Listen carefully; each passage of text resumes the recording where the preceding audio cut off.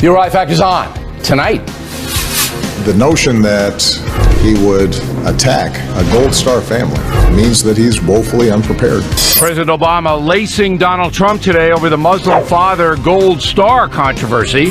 Tonight, to be fair, we'll give Mr. Trump a chance to reply. Black lives matter! Black lives matter! No justice, no peace! Take it to the streets! What is the real agenda behind the Black Lives Matter movement? Black lives matter! Well, they've published a manifesto. Charles Krauthammer and I will discuss it. Also ahead, a factor investigation into Syrian and Iraqi refugees entering the USA. How did they get here? Caution. You are about to enter the no-spin zone. Factor begins right now.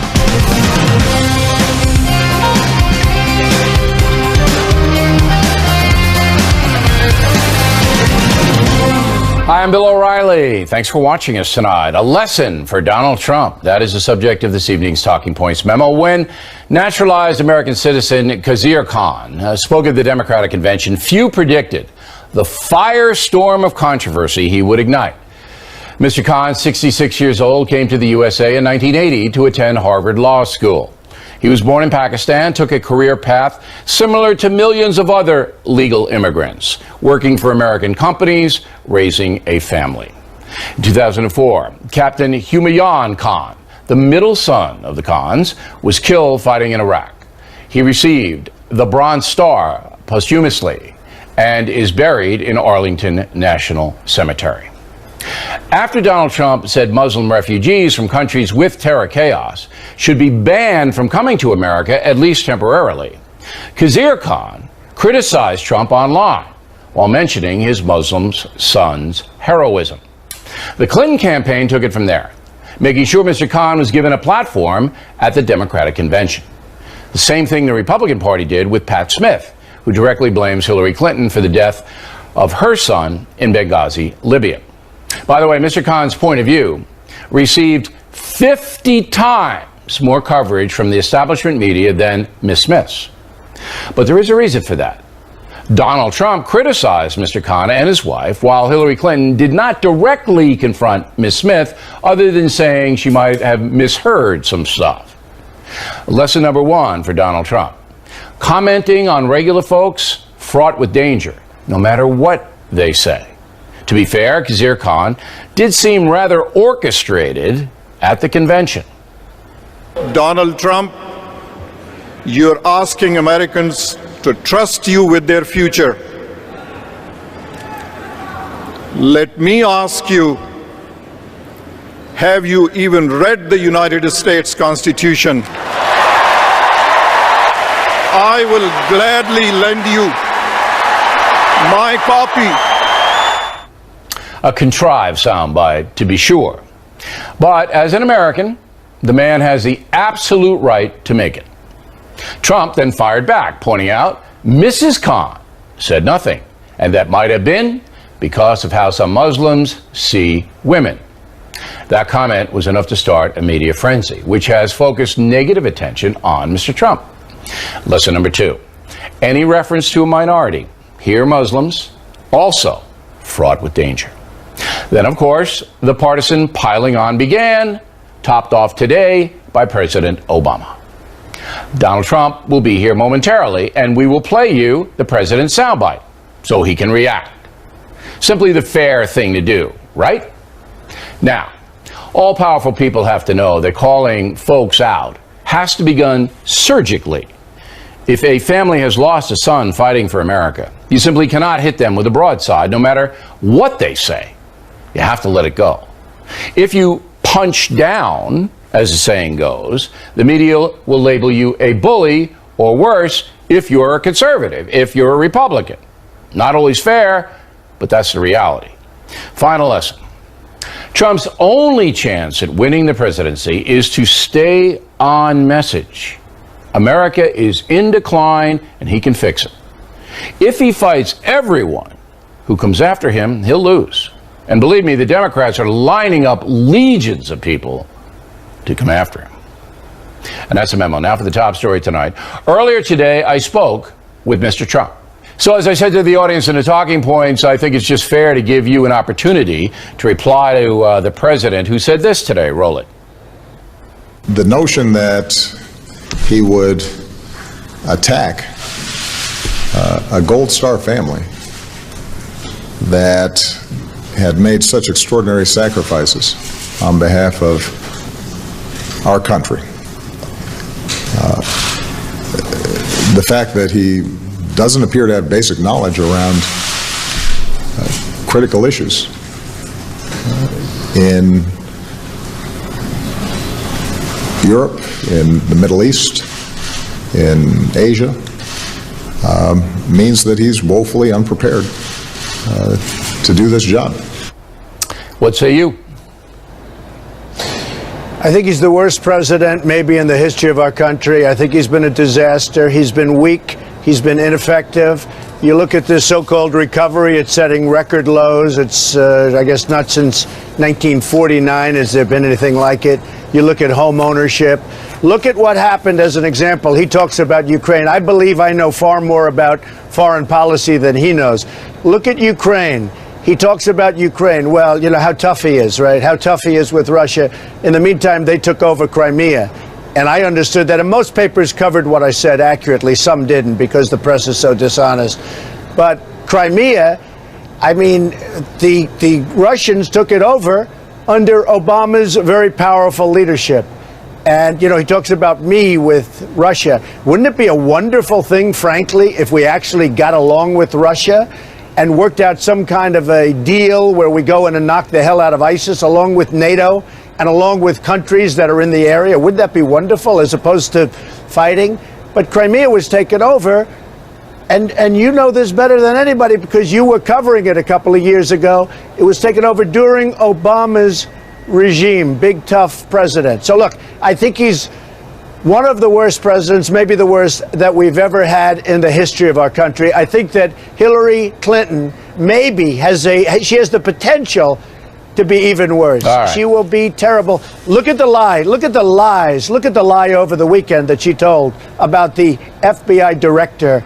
I mean, such a lie. I was listening to it. I said, how can anybody even say that after what was said about her? Okay, so I think she has the potential to be even worse. Let me refocus you back on this Khan situation because the press is running wild with it. In hindsight, wouldn't it have been smarter for your campaign just to pretty much ignore him?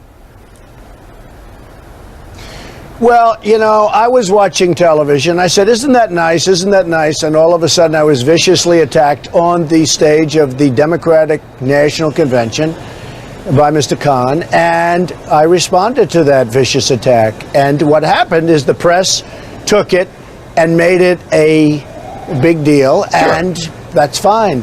I speak very well. Obviously, I mean, there's no greater sacrifice than you lose a son or a daughter, and you know, in the way that this happened, and I understand that. But regardless, I was viciously attacked. So I think I have the right. Am I supposed to not have the right to at least say something back? But and then I when did, you brought in I don't the even mother, like talking about it because honestly, Bill, you just brought it up again, Yeah. and it's already sort of falling into the background. This was a press event. The press played it day in, day out. CNN, which is the same thing totally dishonest. Let me just tell you. CNN, which is a totally dishonest group. We'll get to CNN just kept in a moment. playing it all. All right. I can identify it. They did the same thing to me last week because I gave historical facts about how the White House saw was that, built. and it didn't stop. So look, and they'll never stop. But look, here's what your supporters want to know. And some people are undecided who you need to persuade over to your camp. It wasn't wise to bring the mother in. I understand Khan, and I got that. You know, he's going to come after you, and he was obviously hired by the Clinton campaign to do that. It was orchestrated, as we just said in the talking points. Everybody knew the script. But the mother's just sitting there. And for you to bring her in, that gives them the opportunity. It just opens the door for them to come in and hammer you as this mean kind of guy. I understand that, but you know, part of it is I read a lot and I watch a lot. And many, many people discussed this. Many, many people, they said it. So when I said it, it became like a big deal. And that's, you know, the way it is. But I was very viciously attacked. And I said not very viciously back. And the press, especially CNN, I mean, because they're very dishonest. They must be having very bad ratings problems or something, which actually I hear they are. But they just kept it going, and it never stopped. And honestly, it's too bad. All right, but the New York Times then drags out tremendously unfair. Right, but the New York Times today drags out from on page 1 your Vietnam, draft status. Yeah. By doing this, and I had to learn this the hard way with that despicable Al Franken. All right, if you go after somebody and you're punching down, as they say, all right, then the left-wing press is going to seize it and call you a racist and a bully and a sexist. And I mean, I agree. I agree. So I agree. In the future, but you just got to let it go. You mentioned the New York Times. I'm on the cover of the New York Times like every day, sometimes 2 or 3 stories. Yeah. They are so dishonest. But First of all, they're totally failing. out. They're losing a fortune. They're waiting. Sure. See, they should have done the Vietnam thing when you got into that kerfuffle with John McCain. That would have been a time. But they held it because he's a Republican, so they didn't mind you hammering him. Well, just so you understand, and so your viewers understand, nothing was wrong. I had some academic exemptions. It was a very minor thing. They didn't even talk about the draft number I got. I got a 356, I think it was, draft so they number. couldn't have taken you in. They didn't even mention draft, before the lottery, they had said But it doesn't matter what they said. I mean, I'm just telling you. What I'm saying, Bill, is this. They're going to give it to you no matter what. The New York Times is unbelievably dishonest. They're failing. It's a failing newspaper. It's losing a fortune. Probably it won't be around for more than 2 or 3 years. And, they write and they keep writing. And I believe if they write something wrong, I believe in fighting back a little bit. I don't know if I should. Maybe I shouldn't. But it so depends far, who you fight against. So far, it has been working, in all fairness. If you want to beat me up, remember when you said I needed a psychiatrist? That's fine. People say, yeah, he does. Well, Trump's but right. I said it kiddingly. I said it kiddingly. Yeah. But anyway, you can fight me. You can come at me. But if there's some little Muslim woman who loses her son, you can't. You just can't, no matter what she does. She could set you on fire, and you could say, thank you, I hated those trousers. I know. You just got to let it go. All right, I didn't fight her. Let's hold you over. We'll talk a little But please politics. remember, I was viciously attacked, and all I did was respond to it, and it ends up being a 4-day story. So we're going to hold Mr. Trump over, talk a little policy, talk a little politics, and we're going to run you his statement about the election may be rigged. That's interesting. And later, Black Lives Matter making unbelievable demands. Where do you hear them? Charles Krauthammer and I will sort it all out. Upcoming. This was rigged. And I'm afraid the election's going to be rigged. I have to be honest. Continuing now, Donald Trump joins us from his headquarters here in New York City. Why would you think that the election would be rigged? Well, I'm looking at all of these decisions coming on down from the standpoint of identification, voter ID. And I'm saying, what do you mean? You don't have to have voter ID to now go in and vote? And it's a little bit scary. And I've heard a lot of bad things. I must say, 4 years ago, I was hearing a lot of bad things having to do with the Romney campaign, where, when the vote came out, there were some districts that were really shockingly different from what they were anticipated to be. And I've been seeing it, and I've been hearing it a lot. But the whole thing with voter ID, identification, I think is really, people are going to walk in, they're going to vote 10 times maybe. Who knows? They're going to vote 10 times. So I am very concerned, and I hope the Republicans are going to be very watchful. Yeah, they got to be vigilant. I hope the authorities are going to be very watchful. Okay. Because I want to tell you, I believe it's going to be just like Bernie Sanders. I said it was rigged. Well, it's rigged here too, believe me. So I just hope the Republicans are going to be very watchful. What about the Washington Post report today that you're not going to support John McCain's reelection or Kelly Ayotte in New Hampshire? Is that true? I'm only thinking about it. I've never been a big fan of John McCain, and I just hate the way our veterans have been treated by John and other people. I hate it. I look at our veterans, how badly they've been treated, the suicides, the what did John McCain tremendously bad treatment. Done to veterans, though. Well, he should have grabbed that issue. That's his issue, and he should have grabbed it. I've never been happy about that. And by the way, you knew about that a long time ago when I was on your show. Yeah, of course. No, we've been doing that. Bill, I haven't made a decision on John McCain. And in New Hampshire, I'm leading by a lot. I'm doing great. And you have a senator who I don't know, who sort of doesn't want to get involved. And I'm doing better than she is. And I think that's fine. I mean, she's doesn't speak about me, but I'm doing very well in New Hampshire. I won it big in the if you're primaries. president, I think you're I'm going win to it again. you're going to want as many Republican senators and congresspeople as you can I get. didn't say anything. I'm just saying if she's not involved with me, I'm just not involved with that. I'm very involved with New Hampshire. I love New Hampshire. I've done a lot for New Hampshire, and New Hampshire, frankly, likes me. But I have a nice lead in New Hampshire, and she doesn't. Now, the Clinton campaign, as we analyzed last night, I don't know whether you saw the program, they're not going to go, it seems, head-to-head with you on issues. It doesn't seem like that's what they're going to do, because as you rightly pointed out, 1% growth, recovery worse since 1949, lowest home ownership in, 50 years? I mean, African-American poverty. Our country's in trouble, It's Bill. in trouble. It's So they're in not going to trouble. go. It's They're in not big going to trouble. go with you head-to-head on issues. ISIS, they don't even mention it. But they are going to say, and they are making a very, very aggressive argument that you're just not temperamentally fit to hold this office. And I was at the game last night, the Yankee-Met game, and I'm talking to tons of people. You know, when I go to the game, we used to go to the games together. What do we have? Thousands of people want to talk to us?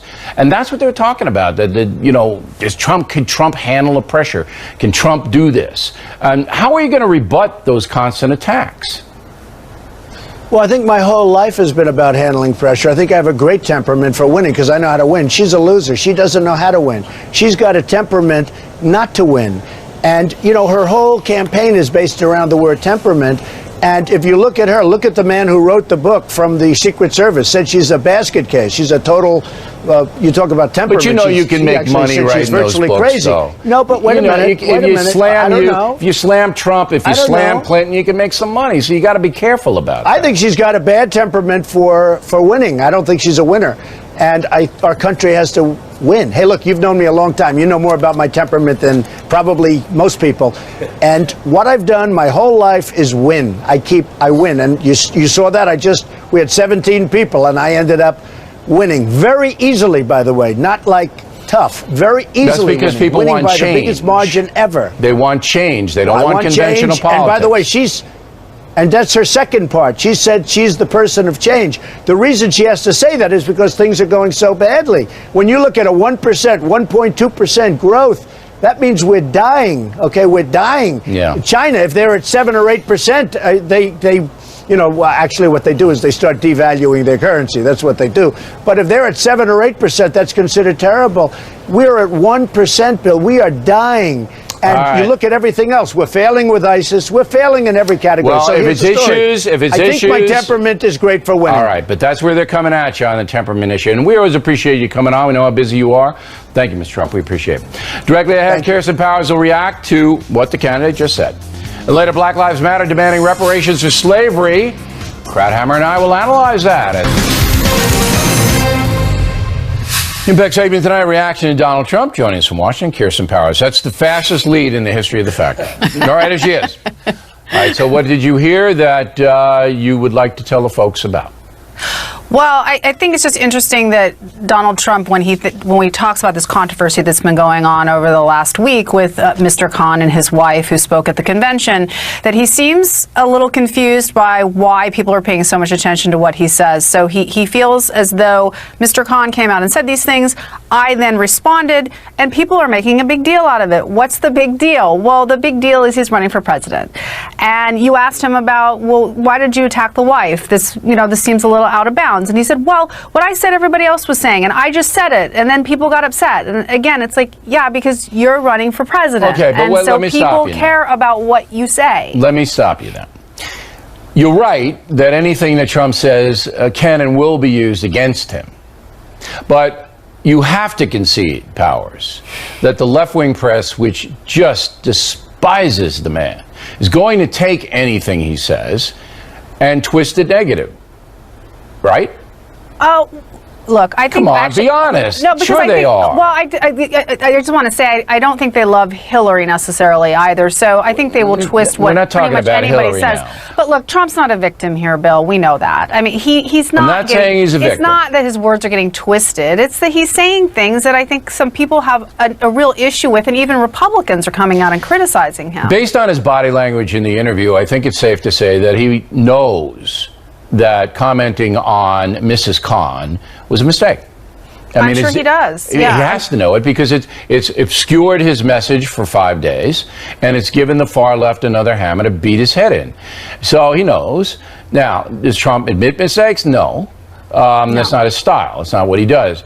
He puts forth but the one point he said, though, that was fairly interesting was that people do talk about Sharia law and the way women are treated in the Muslim world and why left-wing America bends over backwards. I got a letter and later on that said to be sympathetic to Muslims when in many Muslim countries, gays are persecuted, women are persecuted. It's outrageous what's happening there. So people do talk about that. Do they not? But that's not the same thing as saying, people were talking about that she wasn't speaking because of Sharia law. He made the to me, it was very clear she was distraught. Yeah, well, okay, and I'm not going to argue with that. I'm not arguing with that at all. I mean, I would have never in a million years commented on a mom who lost a hero son in an American war. But the fact of the matter is that there is discussion about whether women, Muslim women, do have the same rights as men have, and he put speculation and other things. And he's just a women's rights crusader. That's what you're telling me, that he was just looking out he's like that was the only thing he thought about when these people were standing up there. He injected an opinion about Muslim culture that doesn't treat women the same. That's what he did. Well, I think you're being very I don't know. I looked at the transcript. Gracious in this situation. I don't know. I looked at the transcript 15 times. I think it was a dig. And that's what he said. Maybe she couldn't say it because she was a Muslim. That's what he said. I looked at it 15 times. But that's the problem right there, because Muslim women are allowed to speak. So the idea, because under Sharia law there would be some Muslim men. I mean, you could just as easily make these kinds of cast aspersions against Christians. I'm trying to put, as I always do, stuff in context. 10 seconds. Wrap it up. Wrap it up. I mean, I think. Look, I think the other thing is why, when you gave it to him and basically said this went too far, is he not able to say, as you said, when he probably knows? Why isn't he able just to say that?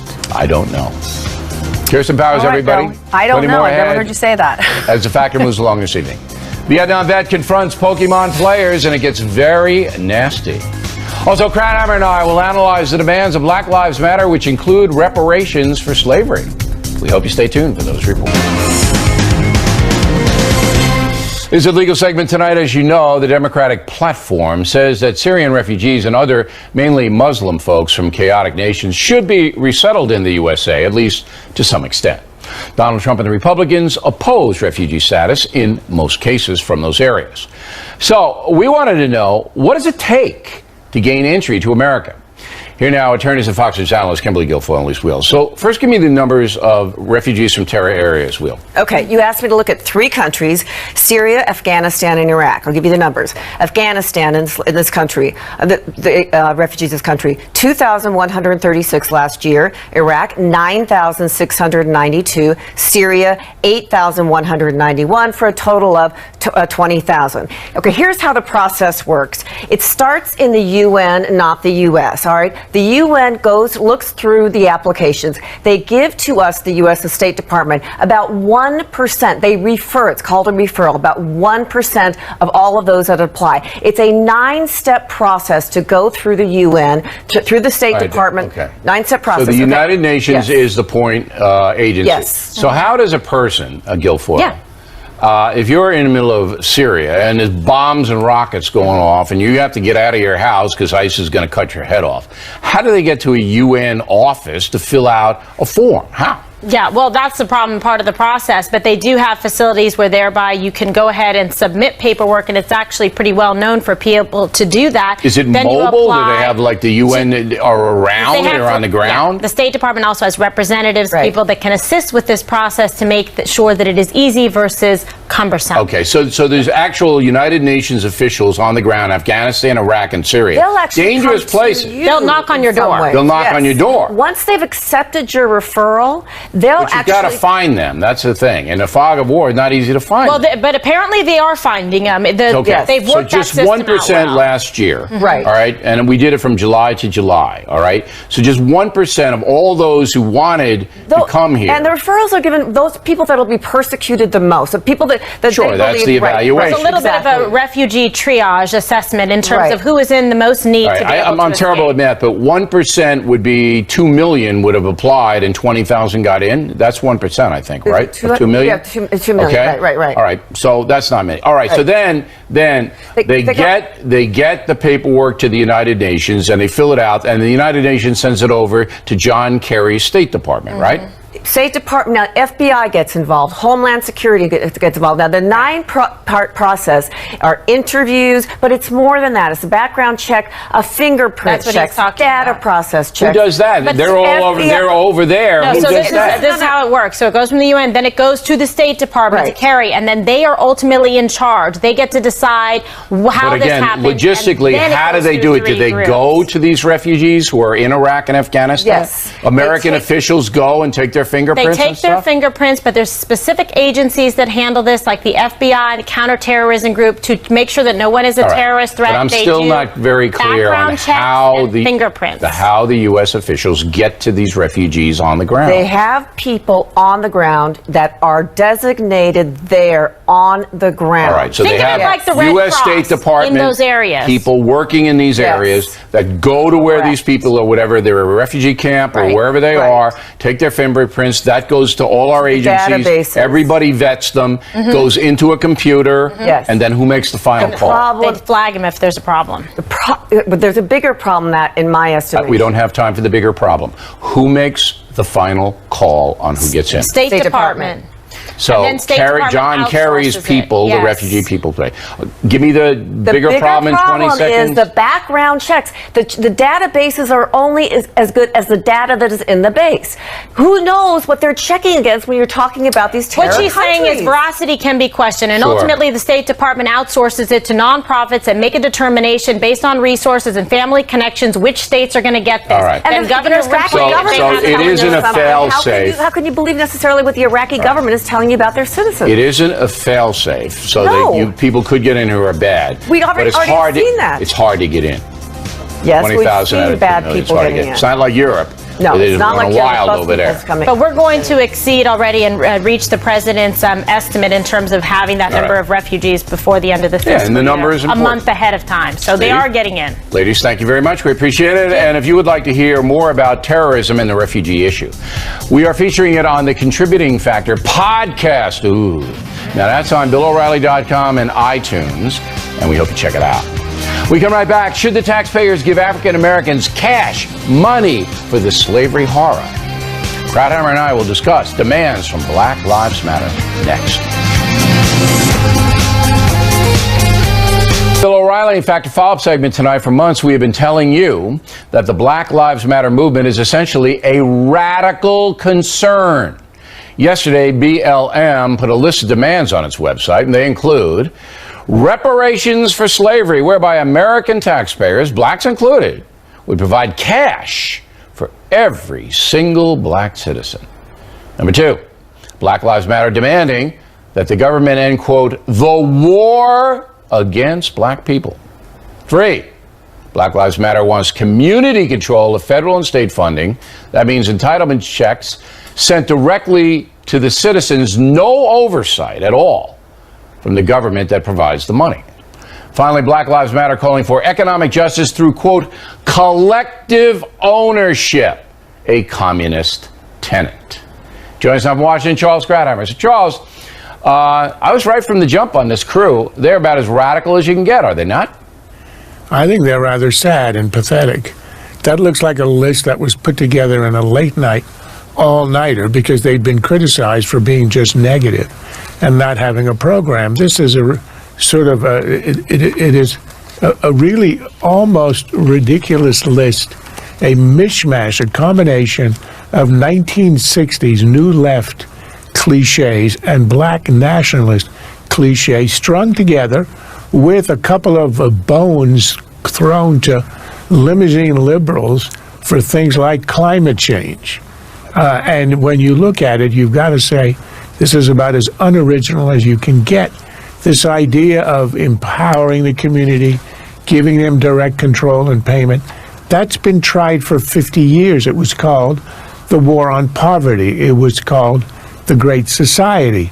And we know what the result was. All the numbers are in. $5 trillion that left not a trace. I don't take it seriously. I know you study it with biblical attention, but I think you are inflating their importance. I know you do, but I got to tell you. You're also inflating their coherence. The reason they have that no idea what they believe. Coherence I haven't really commented on, but the reason that I take time to report on this crew is because the mainstream establishment media has empowered them, has made them noble crusaders for justice. And you know they have. That no matter how heinous and how hateful the rhetoric, oh, it's not them, it's just a few, whereby if you look at their leadership, you know this is the theme. But I want to explain to the audience what you just referenced. On one of their demands, the Black Lives Matter demands, fossil fuel. This is hysterical. We demand investments in education, health, and safety of black people instead of investments in criminalizing, caging, and harming of black people. So no, can't put African American in prison. We want investments in black communities determined by black communities, and divestment from exploitative forces, including prisons, fossil fuels, surveillance, and exploitative corporations. And then they want collective ownership. So basically they want communism. That's what they want. Bill, even you are laughing at this. This is ridiculous. If you gave it 1 ounce of serious consideration, you would know that the people who would be hurt by the abolition of fossil fuels would be particularly those people living on the edge whose power rates, utility rates, would skyrocket. But look, this Charles, but they say then you have to pay their bills. But I don't know if you're understanding that the Black Lives Matter movement has gained some traction, particularly in the African American and far left communities. And they're not the same, by the way, those two. But they've gained power there. They're kind of respected in some arenas. Look, I look at this as the same way I looked at the Wall Street overthrow, down with Wall Street movement, which was obviously flaky, which was not going to survive the first winter storms. It did not. It had no idea where it was going, what it was doing. It got a ton of media attention. Right. On the left, front page of the New York Times, their ombudsman actually wrote that the Times had adopted it as a cause. This is the same thing. You read that manifesto, you compare it to what Marx wrote in 1859, and you got to admire Marx. He could write and he could think. These people can do neither. All right, Charles Krauthammer, everybody. McGurk and Waters on deck. Rather violent clash between Pokemon players and a Vietnam vet. This is serious. Right back with it.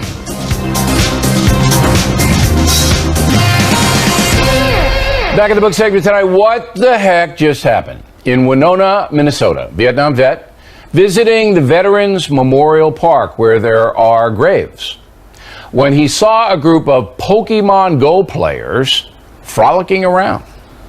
I'm a veteran and this is to respect me. Those are like, these are like gravestones right there. It's like a gravestone. No, it's not.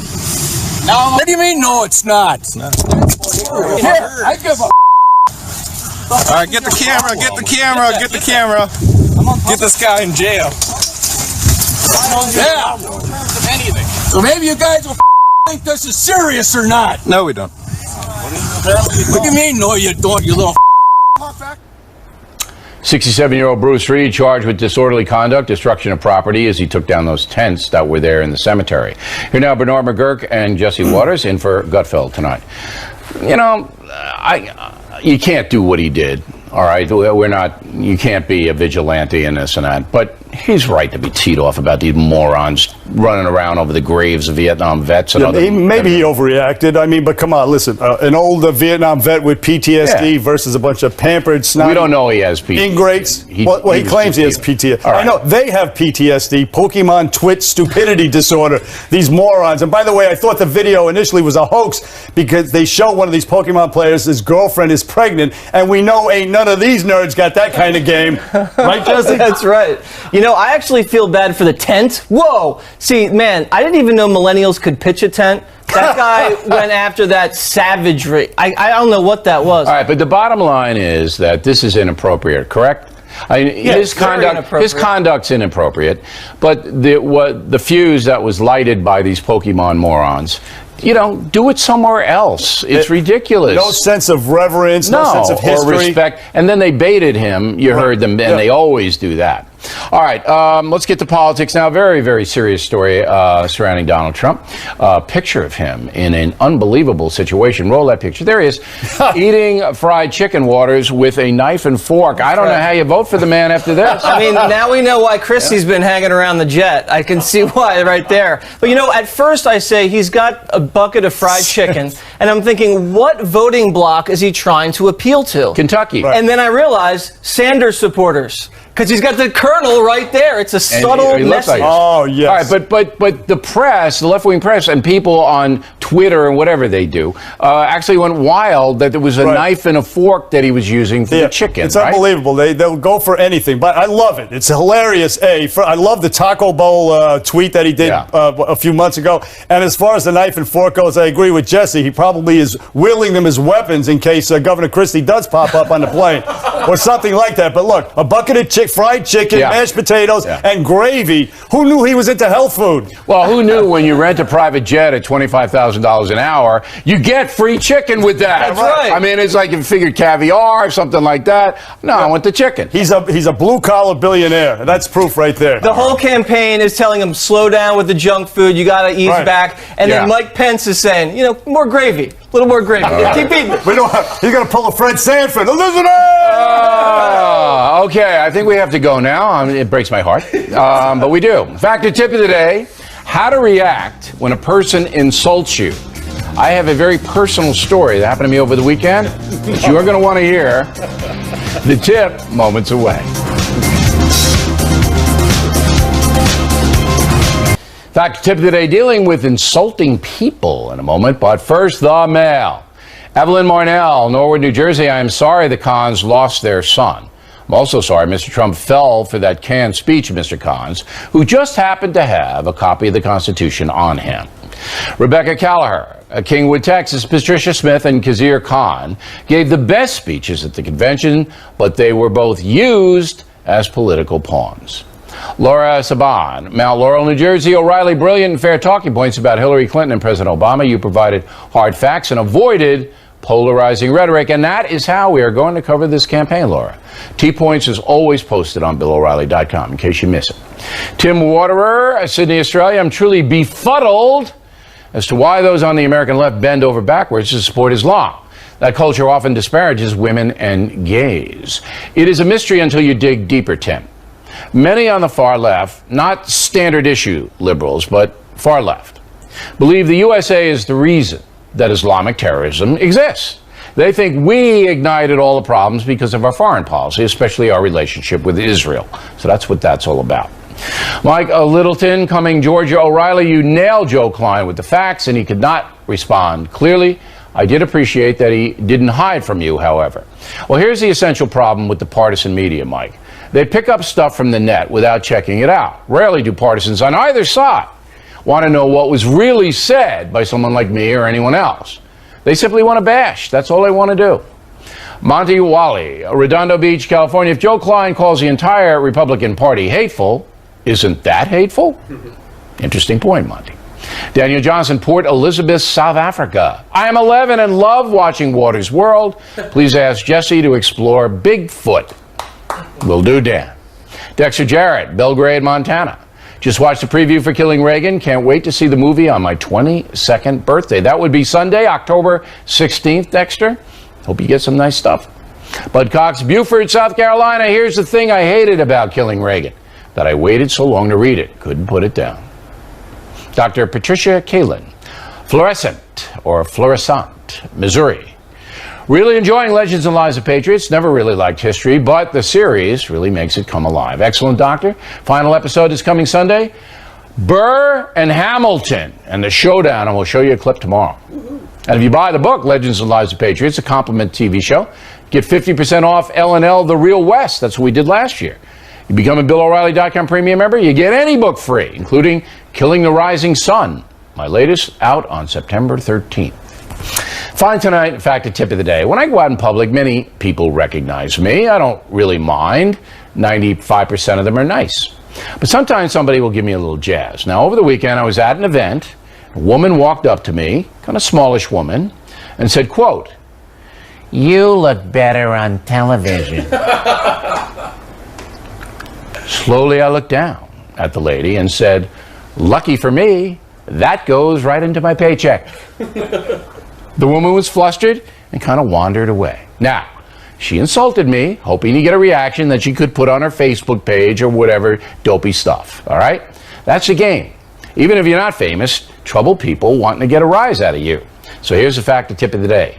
Either say nothing or smile and say something like, "You know, you're absolutely right." Then walk away, never to interact with the person again. And that is it for us tonight. Please check out the Fox News Factor website, which is different from BillO'Reilly.com. Also, we'd like you to spat about the Factor from anywhere in the world. O'Reilly at FoxNews.com, O'Reilly at FoxNews.com. Name in town, name in town, name in town. If you wish to apply to word of the day, do not be a curmudgeon.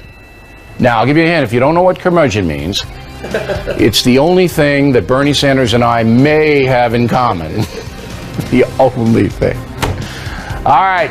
Again, thank you for watching us tonight. I am Bill O'Reilly, and please always remember that the spin stops right here. So we're definitely looking out for you.